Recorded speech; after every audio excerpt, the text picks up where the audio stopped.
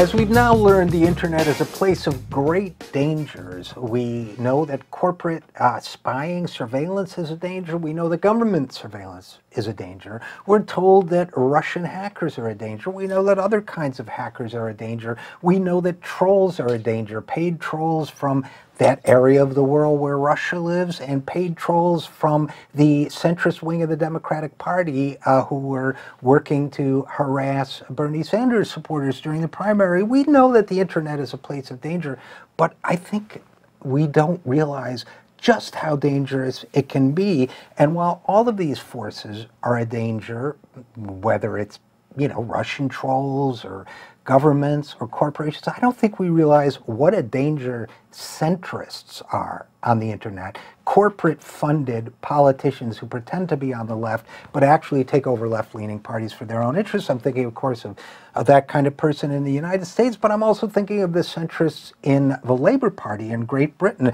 There was a really disturbing and very important revelation about centrists in a new book that is called Control-Alt-Delete: How Politics and the Media Crashed Our Democracy. It's a British book, so they mean the British democracy. It's by Tom Baldwin. Now, Baldwin was a Labour Party official under Ed Miliband, who was the centrist who ran the party before Jeremy Corbyn of the left took over, to the great joy of many of us.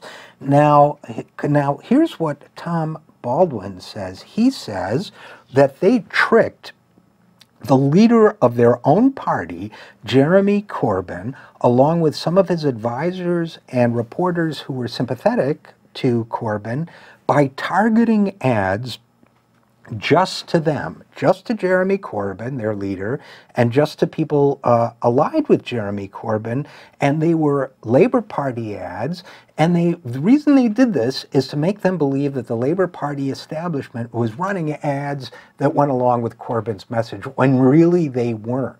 Now, do you get what a big deal this is? This is a huge deal because, first of all, not only does it mean that centrists were deceiving the leader of their own party, which is just horrible, and undermining democracy by doing it, but it also shows the power of Facebook and social media in general to be manipulated down to the individual level. They created a false reality for Jeremy Corbyn and a few other people so that they could pretend to be more leftist than they actually are. Now, it's not hard for me to imagine a world in which Democratic Party centrists target ads to people like me, you, Bernie Sanders, whomever you might want to think of, and just us, just a handful of people, including, as I say, listeners of this program, to convince us that the Democratic Party is really pushing for the things we believe in when it's really not. So I guess the takeaway from this, first of all, is one,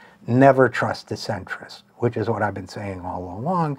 Two, let's be very, very conscious of how powerful the internet is and how capable it is of manufacturing an artificial reality down to the individual level, a bubble of illusion created for us and only us. And let's vow to do everything we can to prevent that from becoming a reality.